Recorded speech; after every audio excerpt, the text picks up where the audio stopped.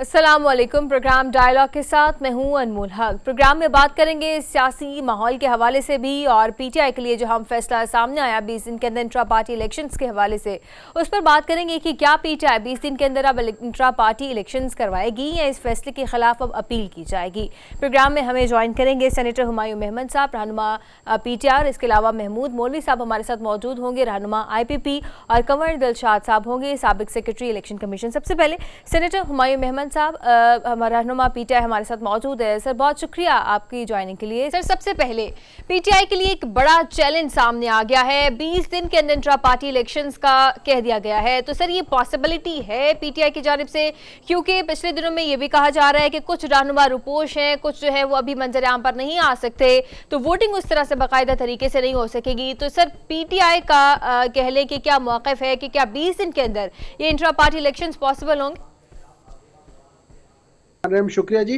देखिए, सबसे पहले तो मुझे समझ नहीं आती कि इलेक्शन कमीशन खुद तो 90 दिन में इलेक्शन करा नहीं सकता, हमें कहता है 20 दिन में करा लो।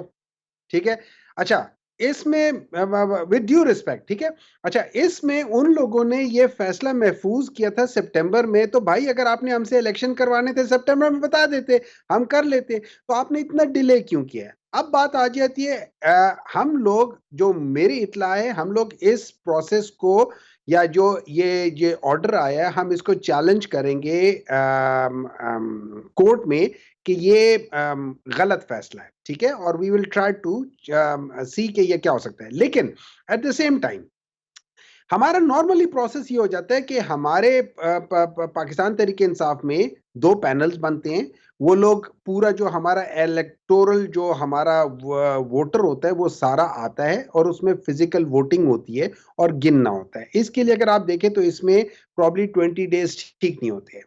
लेकिन मेरे ख्याल में जो इलेक्शन कमीशन है वो आदी है ये बाकी पॉलिटिकल पार्टीज की इलेक्शन प्रोसेस की, और वो क्या है कि मियां साहब खड़े हो गए बिला मुकाबला, मरियम खड़ी हो गई बिला मुकाबला, जरदारी साहब खड़े हो गए बिला मुकाबला। तो अगर इस किस्म के इलेक्शन कराने हैं तो हम तो रोजाना एक करा देंगे, आज कर देंगे भाई डॉक्टर हुमायूं बिला मुकाबला। भाई, जब कोई आगे अगले वोट देने ही नहीं आएगा तो मुझे 3 वोट से भी मैं जीत जाऊंगा। तो अगर इस तरीके से है तो हम लोग डेफिनेटली वो कर लेंगे। लेकिन अगर आपने इन ट्रू एसेंस देखना है पाकिस्तान तहरीक इंसाफ के अंदर जो एक नेचुरल प्रोसेस होता है, अगर उस लिहाज को करना है तो फिर तो इसमें ये टाइम लग जाएगा। तो मेरा ये ख्याल है कि हमारे फर्स्ट प्रायोरिटी होगी कि हम इसको चैलेंज करें, और एट द सेम टाइम हम इस प्रोसेस के लिए, जो मैंने कहा है, जो बाकी पॉलिटिकल पार्टी करती हैं, हम उस लिहाज से एक प्रोसेस बना के रखेंगे। अगर वो कोर्ट वगैरह ने हमें कह दिया कि नहीं इसको करना ही करना है, तो फिर हम इस तरीके से कर लेंगे। वो मेरे जो बैकएंड पे कोई प्लान होगा, ये बिला मुकाबला उम्मीदवारों को मुंतखब करने के हवाले से होगा। जाहिर है, जब इलेक्शन होगा हम कैंडिडेट कर देंगे, एक पैनल बन जाएगा, उस पैनल में 10 बंदों के नाम डाल देंगे, उनके खिलाफ कोई वोट नहीं डालेगा, वो बिला मुकाबला जीत जाएंगे, आपकी इलेक्शन हो जाएंगे। देखिए, इलेक्शन होने में और प्रॉपर तरीके से इलेक्शन कराने में जमीन आसमान का फर्क है। अगर आप लोग चाहते हैं कि एक पॉलिटिकल पार्टी सही मानों में डेमोक्रेटिक सिस्टम से निकले, तो फिर आपको ये खानदानी सिस्टम खत्म करना होगा, फिर आपको प्रॉपर इलेक्शंस कराने होंगे और उनकी वोटिंग को गिनना होगा, कहां कितने वोट हुए, किन लोगों ने दिए, उनके शनाख्ती कार्ड क्या थे, उसमें चीजें होती हैं, वहां पे छोटी मोटी प्लस माइनस हो जाती है। तो इन प्लस माइनस को, फॉर एग्जांपल, हमने जब 2014 के इलेक्शंस में हमने कहा था, 2013 के इलेक्शन में हमने कहा था कि इनको बाज सी जगहों को आप निकाले। अब वहां पे आपने देखा होगा, वहां पे उन्होंने कहा है कि एक प्रॉपर तरीके से मुनज्जम क्या धांधली नहीं हुई, लेकिन उन्होंने ये नहीं कहा कि धांधली नहीं हुई, उन्होंने कहा एक मुनज्जम धांधली नहीं हुई। लेकिन अगर आप उन धांधलियों को करके देखें तो आपने देखा होगा कि बहुत जगहों पे, जहां पे जो एक पार्टी जो जीती है, लेट्स से PMLN जहां जीती है, वहां पे पाकिस्तान तहरीके इंसाफ के जो वोट डिस्कार्ड हुए थे, उनकी तादाद उस लीड से ज्यादा है जिस लीड से PMLN का कैंडिडेट जीता था। तो और यही चीज हर जगह पे हुई है। तो जब आप उनको देखें तो मेरे लिहाज से तो एक मुनज्जम धांधली थी। लेकिन ठीक है, मान लेते हैं कोर्ट ने कर दिया था, डिसीजन ले लिया, हम खामोश हो गए।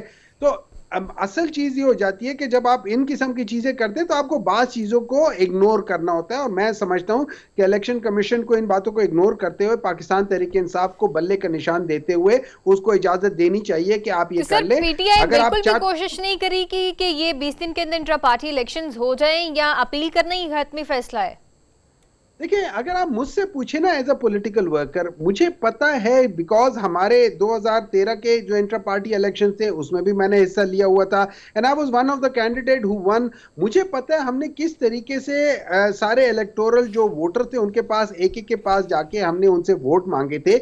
उस पूरे प्रोसेस को हमारा कोई 1.5 महीना 2 महीने लग गए थे कि सारे, पहले तो हमारे वोटर लिस्ट बने थे, फिर वोटर लिस्ट के बाद बहुत सारी चीजें होती है, उसमें प्रॉपर तरीके से होता है। जो लोग कैंडिडेट होते हैं हम उनका देखते हैं कि इनकी दोहरी वो शहरियत तो नहीं है वगैरह, वो सारी चीजें उसी प्रोसेस के लिहाज से होती हैं, ठीक है। और उसमें अगर आप देखें जो हमारी फौजिया कसूरी साहिबा थी वो इसी वजह से खफा हो गई थी कि उनकी दोहरी शहरियत पे सवाल उठा था, और जिस वक्त उन्होंने वापस किया था उससे पहले इलेक्टोरल प्रोसेस में हामिद खान साहब ने उनको डिस्क्वालीफाई कर दिया था, जो कि उन्होंने एक कंट्रोवर्सी उठा ली थी। तो जब आप इलेक्टोरल प्रोसेस की बात करते हैं तो वो 20 दिन में नहीं होते, टू बी वेरी ऑनेस्ट। हाँ, 20 दिन में कौन से इलेक्शंस होते हैं? 20 दिन में वो इलेक्शंस होती हैं जो पीएमएलएन, पीपल्स पार्टी, जेयूआई वगैरह करती है। वो क्या होती है? घर के खानदान वाले खड़े हो गए, बिला मुकाबला जीत गए, बात खत्म। ये तो हम एक दिन में कर देंगे, आप हमें बेशक कहें कि हफ्ते में कर दो, हम ये इलेक्शंस हफ्ते में कर लेंगे। लेकिन हम जिस इलेक्शंस के पाकिस्तान तहरीक इंसाफ आदी है वो इलेक्शन 20 दिन में नहीं होता। हम वो 2022 में करा चुके हैं। हमारा कोई 700-800 बंदा जमा हुआ था, वहां पे बाकायदा वोटिंग हुई थी, बाकायदा वहां पे 2 पैनल्स बने थे और उसमें हुआ था। इवन यहां तक कि चेयरमैन की सीट जो कि इमरान खान जिस पे होते उसके अपोज भी एक कैंडिडेट खड़ा हुआ था। हाँ, आखिरी वक्त में उस कैंडिडेट ने कह दिया था कि जी मैं चाहता हूं, वैसे भी उसने जीतना नहीं था लेकिन उसने कहा था कि जी मैं इमरान खान के हक में बैठ जाना चाहता हूं। तो ये सारी चीजें जब आप तो सर अब की बार इमरान खान इन इलेक्शंस में अगर ये आप इंट्रा पार्टी इलेक्शन कराते हैं, जो आपका बैकअप प्लान है उसके साथ, या जिस तरह से एक नेचुरल आपने कहा कि डेमोक्रेटिक वे से आप चलते हैं, तो सर इमरान खान इन इलेक्शंस में पार्ट ले सकेंगे? देखिए, मेरा ख्याल है इमरान खान के ऊपर कोई केस अभी तक सही बना ही नहीं है ना। तोशा खाना वाला तो कोई केस ही नहीं है, वो तो उससे बड़े केस तो मतलब तोशा खाना में इनके ऊपर ऐसा सच केस नहीं है। एक तो वो अपनी जो 90 डेज है या 180 डेज है उससे बाद के 2 साल बाद की वो है, वो तो वैसे ही नहीं होती है, ठीक है। नंबर 2, असल चीज है आसिफ अली जरदारी और मरियम नवाज और क्या नाम है उनके, मियां नवाज शरीफ, इन लोगों ने तो गाड़ियां निकाली हुई हैं जो कि एक्चुअली आपके उस लिहाज से अलाउड ही नहीं है। बाकी चीजें तो चले, सवाल उठता है कि आपने वो बेचना चाहिए नहीं बेचना चाहिए, ये होना, वो कम से कम अलाउड तो है ना, ये तो अलाउड ही नहीं है। तो उस लिहाज से तो इनको बिल्कुल ही खत्म कर देना चाहिए। सवाल ये है कि क्या Imran Khan intra party elections में हिस्सा ले सकेंगे? अगर वो नहीं ले पाते हैं तो उनकी सीट के ऊपर आप किसको समझते हैं कि कौन सी पार्टी डिसाइड करेगी कि कौन इलेक्टेबल हो सकता है एज अ पार्टी चेयरमैन? देखिए, इस तरह है कि फर्स्ट ऑफ ऑल तो लेट्स नॉट प्रिज्यूम, वो ये है कि इमरान खान डेफिनेटली वो करेंगे। अगर हम फॉर द टाइम बीइंग हम आपकी बात मान लेते हैं और इमरान खान वहां पे नहीं ले सकते फॉर ऑल लीगल पर्पसेस या और प्रेजेंट सिनारियो जिस तरीके से उनको फंसाया गया हुआ है वो नहीं करते हैं, तो फिर बेसिकली ये है, मैं खड़ा हो सकता हूं, मैं कह सकता हूं कि यार I am good for nomination. आप कोई और बंदा खड़ा हो सकता है, कोई खड़ा हो सकता है, उसका कोई प्रॉब्लम नहीं है क्योंकि हमारी है एक democratic party. Anybody who thinks के he is strong enough a candidate कि वहां खड़ा हो सकता है वो खड़ा हो जाए। उसके बाद वोटिंग हो जाएगी, वोटिंग में पता चल जाएगा कि कौन सा किसके ऊपर कंसेंसस है। नॉर्मली हमारा क्या होता है, नॉर्मली हमारा प्रोसेस ये हो जाता है, तो पिछले 4-5 दफा से हो रहा है, वो ये हो रहा है 2 पैनल्स बनते, हर एक पैनल अपने अपने लिहाज से बना देता है कि ये हमारा चेयरमैन होगा, ये हमारा प्रेसिडेंट होगा, ये हमारा सेक्रेटरी जनरल होगा वगैरह। जो 2013 में फॉर एग्जांपल था, 2013 में हमारा पैनल पूरा जीत गया था फॉर सेक्रेटरी जनरल। लेकिन इस बार जो है वो बहुत सारे रहनुमा रुपोश हैं, बहुत सारे रहनुमा मंजर-ए-आम पर नहीं आना चाह रहे हैं। तो सर इस वक्त जो है वो पैनल फॉर्मेशन का कोई स्कीम नजर नहीं आ रही, तो किस तरह से ये होंगे फिर सारे मामला? आपको किसने कहा है कि उस आदमी का फिजिकल प्रेजेंट होना जरूरी है? कहीं लिखा हुआ है? किसी जगह पे लिखा हुआ है नहीं, कि उस आपकी बंदे का sir physical Hamid presence Khan होना साहब ने जरूरी ये है। कहा है ना, हामिद खान साहब ने ये कहा है कि देखिए बहुत सारे अगर रहनुमा फिजिकल रुपोश हैं, तो अगर उस तरह से जो है वो intra party election most probably possible ही नहीं है। देखिए वो तो इस वजह से कह रहे हैं ना कि नहीं है। अगर वो देखिए वो इसलिए कह रहे हैं कि पॉसिबल नहीं है कि हम जिस इलेक्शन के आदी हैं उस इलेक्शन में फिजिकली हर एक बंदा आता है, लेकिन अगर हमने इलेक्टोरल मतलब हमने एक इलेक्शन कमीशन की फाइल भरनी है कि हमारे इलेक्शन हो गए हैं, तो हम भी पाकिस्तान मुस्लिम लीग नून, पाकिस्तान पीपल्स पार्टी वगैरह की तरह हम भी इलेक्शंस कर सकते हैं। हम कह देंगे ये हमारा कैंडिडेट है, इस कैंडिडेट के सामने कोई खड़ा नहीं होगा, वो बिला मुकाबला जीत जाएंगे, बात खत्म। सो टेक्निकली देखा जाए, जहां तक मुझे मालूम है कि उस कैंडिडेट का फिजिकल प्रेजेंस जरूरी नहीं है, उसका वायबल होना मतलब यह है कि उसके जो कागजात नामजदगी हैं वो एक्सेप्ट होना जरूरी है। उसके लिए हम एक पैनल बनाया जा सकता है। देखिए worse come to worse, sir ये फिर वोटिंग का अमल किस तरह से इसमें होगा? अगर कोई फिजिकली रहनुमा मौजूद नहीं है तो वोटिंग किस तरह से होगी सर?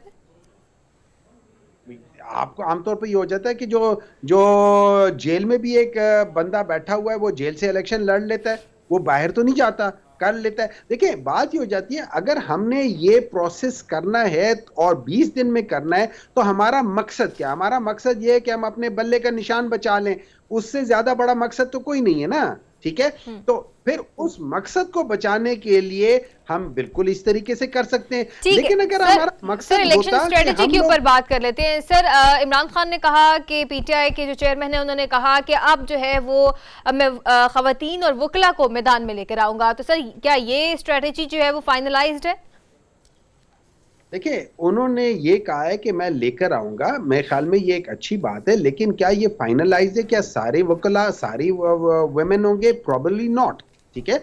होगा क्या? It will be a good mix. देखिए आपने पूरे पाकिस्तान में आप सोचें कितने लोग होंगे जिनको आपने लेकर आना है। आपने तकरीबन कोई 600-700 तो आपकी सीटें हैं, उसके अलावा बाकी आपकी रिजर्व सीटें हैं, तो अगर आप इन सारी चीज़ों को कर ले तो 1000-1200-1300 से ऊपर वो सीटें हैं। तो इन सब के ऊपर क्या होगा? एक मिक्स होगा। वो लोग, लेट्स सपोज वो लोग जिनके ऊपर किसी किस्म का कोई प्रॉब्लम नहीं है, वो अपनी फाइल करेंगे। उनकी कवरिंग के लिए मेरा ये ख्याल है, उनकी कवरिंग के लिए हम ऐसे लोग कर लेंगे, लेट्स से मुकल्ला हो जाते हैं जिनके ऊपर कोई चीज़ नहीं आती, तो हम कवरिंग कर लेंगे। आपने देखा है आज दीर में क्या हुआ है, आज अपर दीर में क्या हुआ है? सिर्फ और सिर्फ वो मरवत साहब गए हैं, वहां पे हजारों लोग निकले। अच्छा वहां पे एक और लीडर है, उनको जब जाने नहीं दिया, बाजार में बंद कर दिया, उन्होंने बाजार में ही हजारों लोगों को बगैर किसी इधर उधर के सिंपल वो मेगाफोन के साथ उन्होंने तकरीर कर दी, वहां पे हजारों है। अच्छा लेकिन एक और चीज हुई है जो कि नहीं होनी चाहिए थी, वो ये थी कि बाज जगहों पे जो केपी की पुलिस है उन्होंने डायरेक्ट फायर किए पाकिस्तान तहरीक इंसाफ के वर्कर्स के ऊपर, और 1-2 लोग जख्मी हुए हैं। उनके वीडियोस आए हैं, सर्कुलेट कर रहे हैं, जिसमें वो कह रहे हैं कि पॉइंट ब्लैंक सामने से स्ट्रेट करके उनको फायरिंग की गई है। इस किस्म की चीजें करना, ये चीज मेरा ख्याल है इस पे इलेक्शन कमीशन, और सबसे बड़ी बात ये मैं समझता हूं चीफ जस्टिस साहब को चाहिए कि इसके ऊपर एक नोटिस लें कि ये क्या हो रहा है। सर यानी आपकी पार्टी को इलेक्शन कमीशन के ऊपर एतबार नहीं है? नहीं, हमें पहले भी नहीं था, आज भी नहीं है, और उसकी वजह यह है कि इलेक्शन कमीशन ने आज तक हमें ये नहीं बावर कराया कि वो जो डिसीजन ले रहे हैं वो मेरिट पे ले रहे हैं, वो डिसीजन बायसिज्म की हमें ऐसा लग रहा है कि वो डिसीजन बायसिज्म की वजह से ले रहे हैं। जब बारी आती है पाकिस्तान तहरीक इंसाफ की तो वो कहते थे ये भी करो, ये भी करो, ये करे। अब 3-4 बाकी उनको कोई फंडिंग का उन्होंने पड़े हुए उनके पास कि उनकी जो फंडिंग्स आई हैं वो कहां से आई हैं, वो कहते हैं कि ये गलत है, लेकिन उनको चेक नहीं करते। पाकिस्तान तहरीक इंसाफ को वो सर बहुत सारी चीजें जो है वो चेक एंड बैलेंस में आना लाजमी है। पीटीआई रहनुमा सेनेटर हुमायूं अहमद हमारे साथ मौजूद है। गुफ्तगू का सिलसिला इसी तरह जारी रहेगा। यहाँ वक्त तो एक ब्रेक का, हमारे साथ रहिए। इस्तेहकाम पाकिस्तान पार्टी के रहनुमा महमूद मौलवी साहब हमारे साथ मौजूद हैं। सर बहुत शुक्रिया प्रोग्राम में टाइम देने के लिए।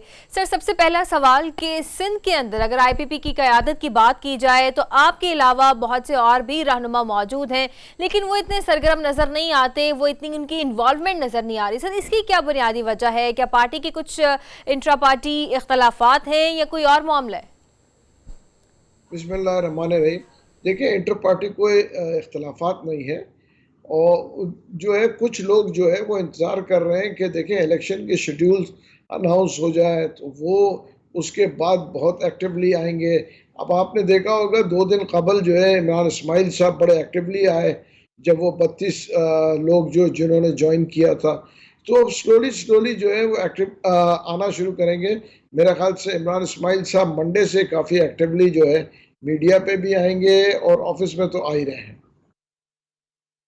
नहीं यहाँ पर बन रहा क्योंकि इलेक्शन कैंपेन में हर पार्टी भरपूर तरीके से अपनी कर रही है और सियासी सरगर्मियां बहुत ज़्यादा चल रही हैं, तो सारी पार्टी को जो है वो इकट्ठे होकर इसमें एक्टिव नजर आना चाहिए, लेकिन नजर नहीं आ रहा। नहीं, मेरे ख्याल से देखें थोड़ा वक्त लगेगा, नई पार्टी है तो एक्टिविटीज शुरू हो जाएंगी और काफ़ी लोग जो है अभी हमारे पास आ रहे हैं, ज्वाइनिंग भी हो रही है और मैं कहूँगा कि कुछ नॉमिनेशंस भी हम करेंगे जो कि MNAs MPs जो है वुमेंस विंग का जो है हम इंशाल्लाह मंडे को अनाउंस करेंगे, प्रेसिडेंट वुमेन विंग जो है सिंध का। तो ये स्लोली स्लोली कर रहे हैं क्योंकि उसकी वजह देखें नई पार्टी है, मगर फिर भी हम कोशिश कर रहे हैं कि काफ़ी तेज़ी से जो है इसको लेकर पार्टी नहीं है लेकिन रहनुमा जो है वो पुराने हैं, काफी पुराने सियासतदान मौजूद हैं IPP में। जी, रहनुमा सब पुराने हैं और सब जो है मैच्योर्ड पॉलिटिशियन है, मगर आप ये देखें ना थोड़ा टाइम तो लगता ही है। सर ये टाइम किस चीज के लिए दरकार है?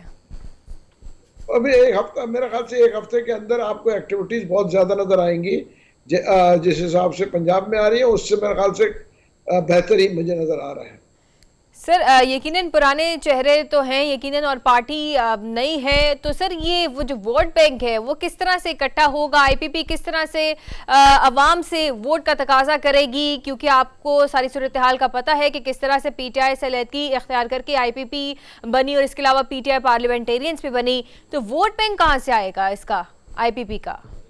देखिए वोट बैंक IPP का एक तो मैं आपको कहूँ कि PTI के ही लोग, ठीक है ना, ये जो है बेसिकली हमारे जो IPP हमने बनाई, हमने क्यों बनाई IPP?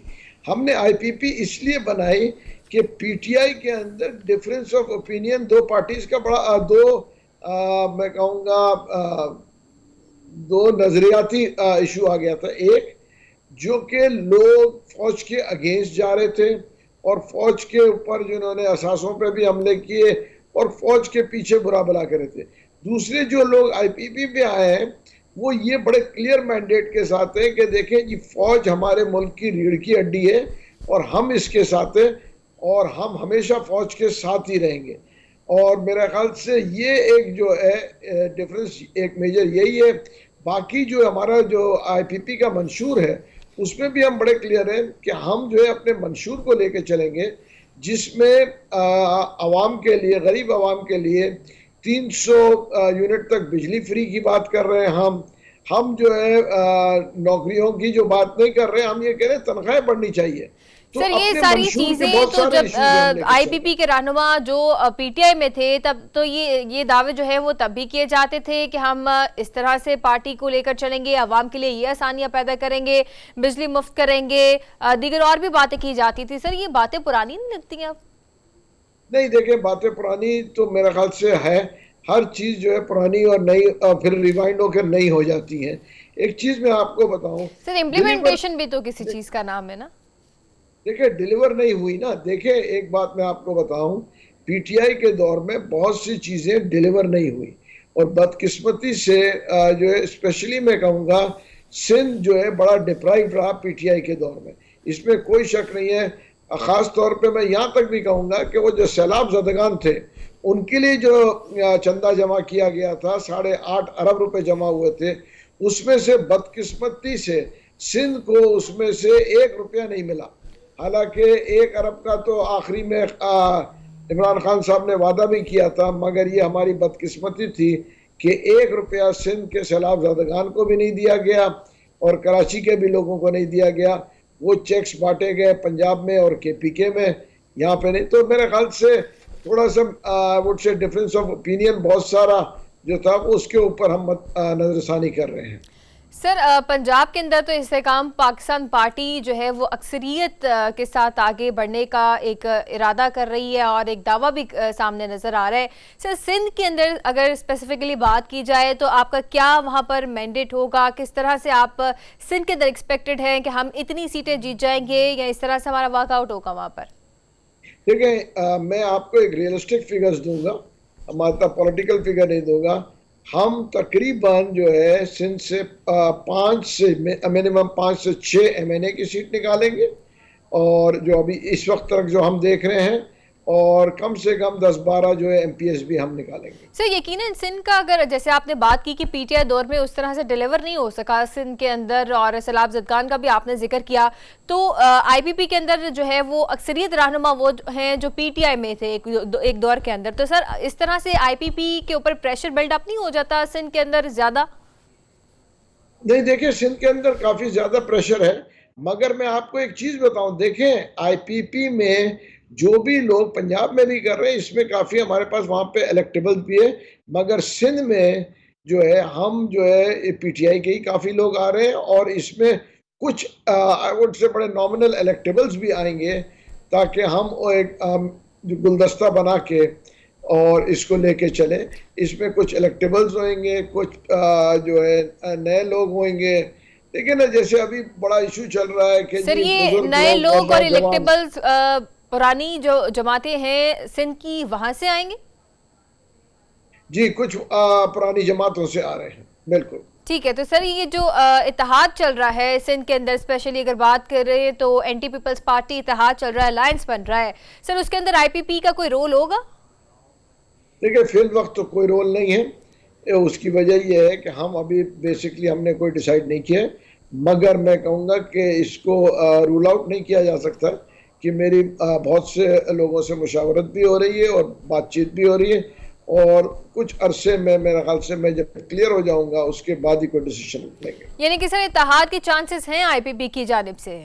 देखिए सियासत में तो हर पार्टी अपने दरवाजे खुले रखती है। सियासत में बंद दरवाजों के साथ आप सियासत नहीं कर सकते, आप अपने दरवाजे खुले रखते हैं, बातचीत होती है। अगर आपको सूटेबल लगे तो आप ज्वाइन करते हैं, अगर नहीं लगे आप ज्वाइन नहीं करते।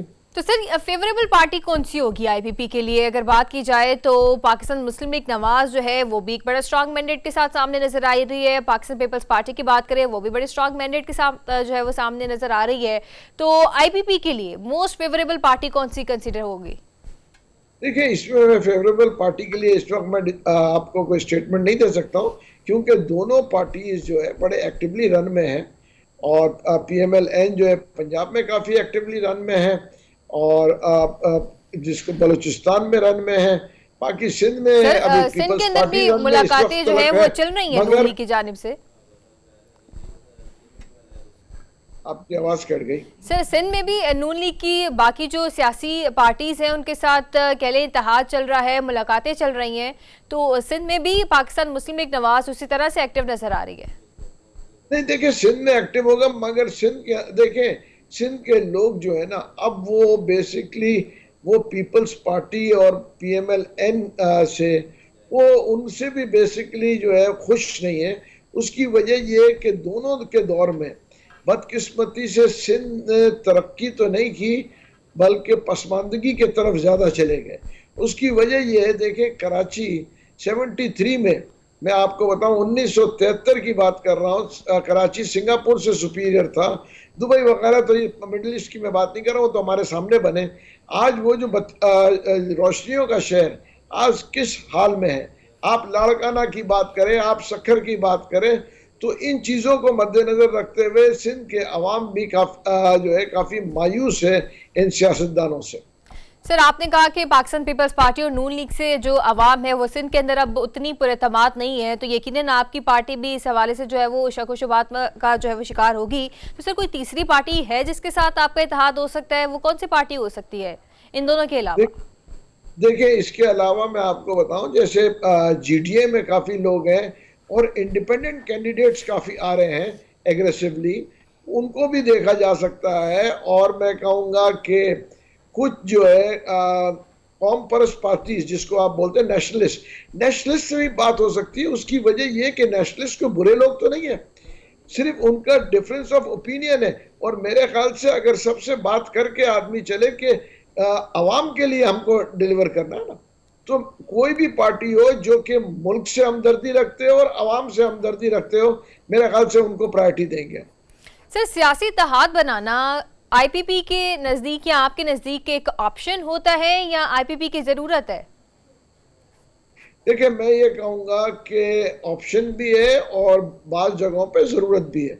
ये दोनों चीज़ होते हैं, कुछ जगहों पे ऑप्शन होता है और कुछ जगहों पे ज़रूरत होती है।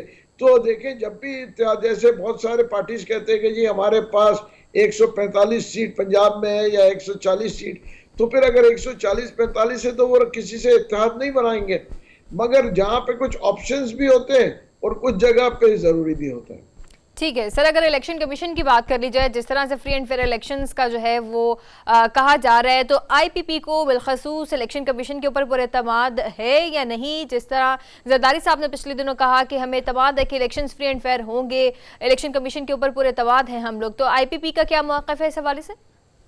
देखिए, आईपीपी को पूरा एतमाद है इलेक्शन कमीशन पे और निगरान हुकूमत पे।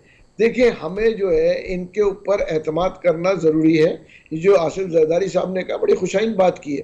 उसकी वजह कि अगर हम अपने इदारों के ऊपर एतमाद नहीं करेंगे और उनको बुरा भला कहेंगे और उनको डैमेज करने की कोशिश करेंगे इंटरनेशनल मीडिया और इंटरनेशनल दुनिया के सामने, तो ये तो जो है डैमेजिंग चीज़ें हैं इस मुल्क के लिए।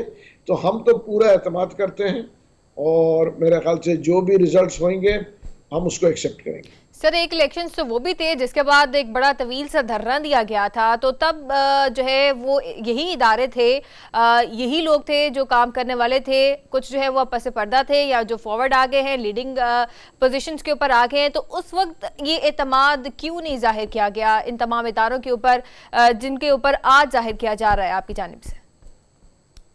देखिए, मैं कहूँगा ये हमारे बदकिस्मती से ये हमारे कल्चर का हिस्सा बन चुका है कि जो भी हारेगा वो जो है इल्ज़ामात देगा, जो भी पावर से उतरेगा वो इस्टेब्लिशमेंट को बुरा भला कहेगा।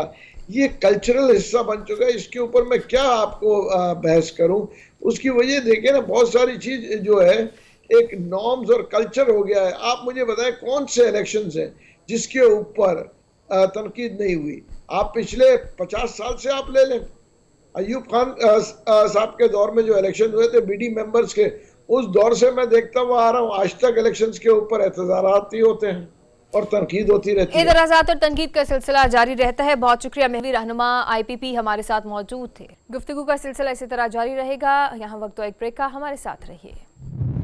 प्रोग्राम में हमारे साथ मौजूद हैं साबिक secretary election commission Kanwar Dilshad साहब। सर, बहुत शुक्रिया आपके कीमती वक्त का। सर, सबसे पहला सवाल कि पीटीआई के लिए 20 दिन में इंट्रा पार्टी इलेक्शन कराने का जो अहम फैसला सामने आया है, सर पीटीआई वाले कहते हैं कि इलेक्शन कमीशन 90 दिन में आम इंतखाबात नहीं करवा सकता, तो हम 20 दिन में इंट्रा पार्टी इलेक्शन क्यों करवाएं? तो सर ये क्या पॉसिबल है या इस फैसले के पस मंज़र पे क्या इलेक्शन कमीशन ने एक दफ़ा देखा? नहीं, देखा जी, हमें इनके खत लिखने के जो मामलात हैं वो तो दुरुस्त है कि इलेक्शन कमीशन पाकिस्तान ने अपनी आईनी और कानूनी जिम्मेदारियों को पूरा करते हुए और आइन के आर्टिकल 218 को मद्देनजर रखा और उन्होंने चारों सूबाई हुकूमतों को भी और निगरान वज़ीर आज़म को भी खत लिखा है कि तमाम सियासी जमातों को इंतखाबात में हिस्सा लेने की मसावी जो है वो तरीक़ेकार इख्तियार किया जाए और वो तमाम वो जो फैसिलिटी दी जाती है और सबको बराबर की मसमियाना, यानी जो लफ्ज़ इस्तेमाल करते थे कि अपना प्लेइंग फील्ड का जो किया है उन्होंने, हाँ, लेवल प्लेइंग फील्ड का जो रास्ता इख्तियार किया है, वो उसके हवाले से उन्होंने खत लिखा है। ये बड़ा इंपॉर्टेंट खत है और इलेक्शन कमीशन पाकिस्तान ने अपनी गैर जानबदारी का बाकायदा एक अमली तौर पर सबूत पेश कर दिया है कि हमारी नज़रों में तमाम सियासी पार्टियां बराबर की हैं, लेकिन जिनके खिलाफ मुकदमात चल रहे हैं, अदालतों में मुकदमात चल रहे हैं या बाज़ हमारे सियासी रहनुमा नाइल हो चुके हैं अदालतों के जरिए, वो फैसला अपने अदालतों से करवाएंगे, लेकिन जिनके खिलाफ केसेस नहीं चल रहे उनको तमाम मौके दिए जाए। तो बड़ा एक अच्छा खुशहन उन्होंने इलेक्शन कमीशन पाकिस्तान ने अपना खतूत लिखे हैं चारों सूबाई हुकूमतों को भी और निगरान प्राइम मिनिस्टर साहब को भी, और लेकिन निगरान प्राइम मिनिस्टर साहब भी और सूबाई हुकूमतें भी बार बार ये कहती रही हैं कि हम तो लेवल प्लेइंग फील्ड के मुताबिक चलेंगे, लेकिन जिनके खिलाफ मुकदमात हैं उनसे हमारा कोई सरोकार नहीं है। तो ये तो एक फैसला दुरुस्त है उनका। सर जलसे जुलूस की तक की इजाज़त नहीं मिल रही पीटीआई को, तो सर ये गिला उनकी तरफ से आना कुछ नॉर्मल सी बात लगता है कि हमें लेवल प्लेइंग फील्ड नहीं मिल रही। नहीं देखिए, इसमें तो मामला इलेक्शन कमीशन ऑफ पाकिस्तान का जो तो सबसे बड़ा अहम फैसला जब आएगा वो आएगा 30 नवंबर के बाद। 30 नवंबर के बाद पता चलेगा कि इलेक्शन कमीशन पाकिस्तान जो है अपना इंतखाबी शेड्यूल जारी कब कर रहा है, जो कि हमारे अंदाजे के मुताबिक और कानून के मुताबिक ये 15 दिसंबर से पहले पहले इसका इंतखाबी शेड्यूल जारी हो जाएगा। ठीक है सर, पाकिस्तान में जो बाकी पार्टियां हैं उनके इंट्रा पार्टी इलेक्शंस भी होते हैं, इसी तरह पीटीआई के भी हुए। सर पीटीआई का ये कहना है कि फैसला जो है वो अगर सितंबर में महफूज कर लिया गया तो इतना डिले क्यों किया? अगर इंट्रा पार्टी इलेक्शन दोबारा करवाने थे तो हमें पहले बता देते ताकि वक्त जो है वो ज़्यादा मिल जाता। तो सर ये कहना उनका गलत तो नहीं है? वैसे मैं सारे मामलात को मैंने बहुत करीब से देखा हुआ है। तो आज अगर आप मेरा दुनिया अखबार में जो मेरा कॉलम छपा है उस पर आप नजर करवाएं, आप पढ़ें, उसमें हमने डिटेल दे दी है। मैंने कहा ये मामला 3 साल से इलेक्शन कमीशन और तहरीक इंसाफ के चेयरमैन के साथ आंख में चोरी का चल रहा था और इलेक्शन कमीशन को बार बार उन्होंने 8 जून 2021 को भी लिखा, 6 अगस्त 2022 को भी लिखा और इससे पहले भी 2018 में भी लिखा, 2019 में भी लिखा कि जनाब आप पार्टी के इंतखाबात करवा लें, इंट्रा पार्टी इलेक्शन करवा लें। तो उन्होंने इस पर कोई ध्यान नहीं दिया। और जब इलेक्शन कमीशन ने 8 जून 2021 को जो प्राइम मिनिस्टर थे इमरान खान साहब, उनको सख्त वार्निंग दी, सजनश की कि अगर आपने इंट्रा पार्टी इलेक्शन नहीं करवाए तो हम आपकी जमात का इंतखाबी निशान वापस ले लेंगे और आपकी जो पार्टी की जो रजिस्ट्रेशन है उस पर भी हम गौर करेंगे। तब उन्होंने खत लिखा आज स्वाति के जरिए जो इलेक्शन कमेटी के चेयरमैन हैं उनके तहरीक इंसाफ के कि हमें आप 1 साल की मोहलत दे दें क्योंकि हम कोरोना की वजह से इंतखाबात नहीं करवा सके। ये सब रिकॉर्ड का हिस्सा है। इलेक्शन कमीशन पाकिस्तान को भी चाहिए कि उनके जो तर्जमान हैं उनको चाहिए कि सारी, जिस तरह मुझे पता है सारी हिस्ट्री का कॉलम भी मैंने लिख दिया, तो सारी बताएं कौम को कि जनाब ये तो उनके साथ हमारा 2-2.5-3 साल से मामला चल रहा था। लेकिन उन्होंने अब जाके इसके बाद अब जो उन्होंने इंतखाब कराए तो बार बार इलेक्शन कमीशन को एतराज़ात किए कि जनाब आपका सेक्शन जो है हमारा 207 इलेक्शन एक्ट का और 208 और रूल जो है 158 उसके मुताबिक ये इलेक्शन नहीं हो गए हैं। उसमें उसके मुताबिक बड़ी इसके अंदर वो हैं, तनाज़ात भी हैं और इसके अंदर बड़ी कोताहियां भी हैं, तो आप इसको दोबारा कर लें। उन्होंने नहीं किया। इसके साथ साथ मैं बताऊं आपके जरिए आपकी वसातत से ये सबसे बड़ा अहम फैसला आप ये देखिए, जितने भी इलेक्शन तहरीक इंसाफ ने करवाए उनमें हमेशा मुतनाज़ा हुए। पहला इलेक्शन कराया 2011-12 में, तो उस वक्त जस्टिस वजीरुद्दीन जो थे पार्टी के नायब चेयरमैन भी थे और जब भी कभी सदारती मौका मिला तो इमरान खान ने उनको सदर का भी टिकट दिया अपना इंतखाब हिस्सा लेने के लिए। लेकिन जब उन्होंने इंतखाबात करवाए जस्टिस वजीरुद्दीन ने तो इतनी शानदार रिपोर्ट है, उसमें लिखा कि सब मुतनाज़ा हैं और पैसे का लेन देन हुआ है। एक वोट 3 से 5 लाख का बिका है, जिसकी बना पर उन्होंने तमाम जो है रिजल्ट को तब्दील किया है और उस पर उन्होंने बड़ी अहम शख्सियात के नाम दिए जो अब भी बड़ी बड़ी अहम शख्सियात हैं, मुख्तलिफ पार्टी को चले गए हैं, उनका इनको पार्टी से खारिज करें। तो वो इसमें उन्होंने जस्टिस वजीरुद्दीन को फारिग कर दिया। अब जनाब हमद खान साहब जो हैं सीनियर बानी है वो भी इस चीज से गवाह है। यहाँ तक मैं आपको एक सही बात बता रहा हूँ, जनाब मोहतरम है हमारे आप मुल्क के सदर पाकिस्तान हैं जनाब मोहतरम डॉक्टर आरिफ अलवी साहब, उन्होंने भी एक मुलाकात में भी कहा और आमतौर पर वो कहते रहते हैं कि उनको भी हराया गया सेक्रेटरी जनरल के इलेक्शन में, इन पार्टी के लोगों ने हराया उनको कहते हैं। तो मुझे कहते हैं जानबूझ के मुझे हराया गया, मुझे सेक्रेटरी जनरल नहीं बनने दिया। तो ये तो इलेक्शन जब भी हो गए इनके तो मुतनाज़े चले आ रहे हैं। ये बहुत बड़ी पार्टी है पाकिस्तान की, उनको तो एहतियात करना चाहिए। अब भी इलेक्शन कमीशन ने कोई खास आर्डर नहीं दिया, नरम लहजे में कहा है कि आप ये 15-20 दिन में इंतखाबात करवा लें। अब जिस तरह बाकी सियासी पार्टी लेकिन सर पीटीआई तो कह रही है कि वो इस फैसले के खिलाफ अब अपील करेंगे क्योंकि 20 दिन में इंट्रा पार्टी इलेक्शन हमारे लिए जो है वो पॉसिबल नहीं है। हमारे कुछ रहनुमा रुपोश हैं वो अभी उसमें हिस्सा नहीं ले सकेंगे, तो हम जो है वो अभी इस सिचुएशन में नहीं है कि हम इंट्रा पार्टी इलेक्शन 20 दिन के अंदर करवा लें। तो वो तो अपील के लिए तैयार है। इंट्रा पार्टी इलेक्शन कराने के लिए क्या उन्होंने कुछ जलसे करने होते हैं? आप जेल में बैठ कर भी था अपना इंटर पार्टी इलेक्शन करवा सकते हैं। अपने कोर कमेटी का इजलास करें, उनको हुक्म जारी कर दें। उन्होंने कोई कंप्लेंट तो नहीं चलानी होती ना, उन्होंने तो कागजी कार्रवाई करनी होती है, उसके तब वो कर लें। अब इवन जब जुल्फिकार अली भुट्टो साहब गिरफ्तार हुए थे, जहां साहब ने गिरफ्तार किया था, तो उन्होंने जेल से बैठ के टिकट जारी कर दिए थे। उन्होंने अपनी बेगम साहिबा को थी, पाकिस्तान की नामवर खातून नुसरत भुट्टो साहिबा को बना दिया था अपना क़याम मक़ाम चेयरमैन पाकिस्तान पीपल पार्टी का। तो क्या ये इस ऐसे माहौल में किसी को नहीं अपनी मुतबादिल कैबिनेट के तौर पर किसी को क़याम मक़ाम चेयरमैन बना दें? ये वो इख्तियारात हैं, कॉन्स्टिट्यूशन के मुताबिक वो कर सकते हैं, उसमें इंतखाब की जरूरत नहीं होती। जो पार्टी का जो कॉन्स्टिट्यूशन होता है वो बड़ी अहमियत का हामिल होता है। इलेक्शन होते हैं पार्टी के कॉन्स्टिट्यूशन के हवाले से।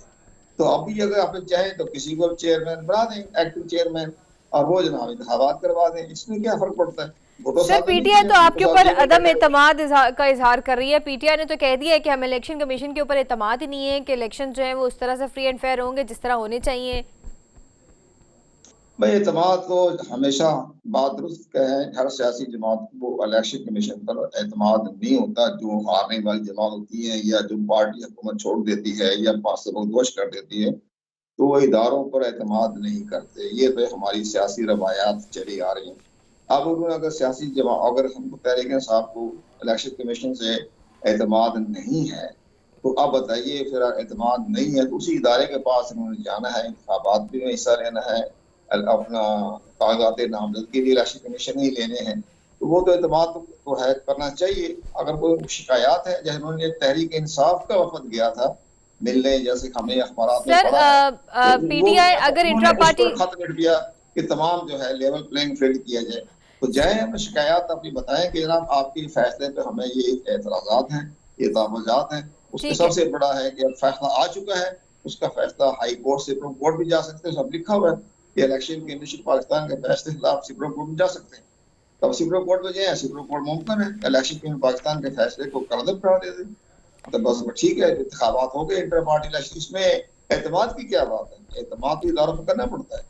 साबिक secretary election commission Kanwar Dilshad साहब हमारे साथ मौजूद थे। सियासी हवा जो है वो चल रही है, पेचीदगियां बढ़ती जा रही है। अब देखना ये है कि ये सियासी हवा कौन सी सियासी पार्टी को फ़ायदा दे जाती है। प्रोग्राम डायलॉग के साथ आज के लिए इतना ही। अपना बहुत सा ख्याल रखिए। अल्लाह हाफिज़।